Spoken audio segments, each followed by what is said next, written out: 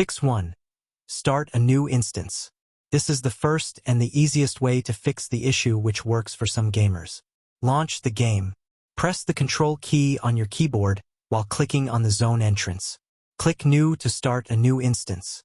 If it brings no luck, move to the next fix. Fix 2. Reinstall row. Uninstalling and installing Path of Exile is a working fix for some gamers.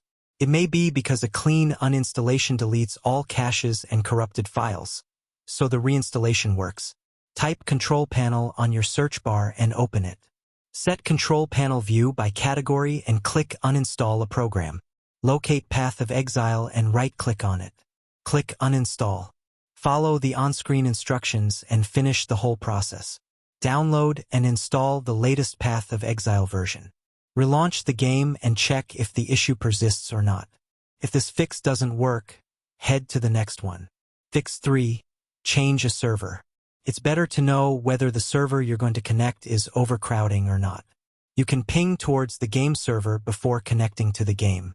If it's a crowding server, you'd better change to another one. Press the Windows logo key plus R together on your keyboard. Type CMD and press the Enter key. Select any of the locations that you're willing to connect to and type the address in command prompt. Then press the Enter key. Here's an example. And that's it. Those are the best working solutions right now to fix the failed to connect to instance error in Path of Exile 2 on PC. Whether it's a server-side issue, a firewall problem, or a corrupted game file, one of these methods should hopefully get you back into the game without any more connection errors. If this helped you out, make sure to hit that like button. It tells YouTube this video is useful and helps others find it too.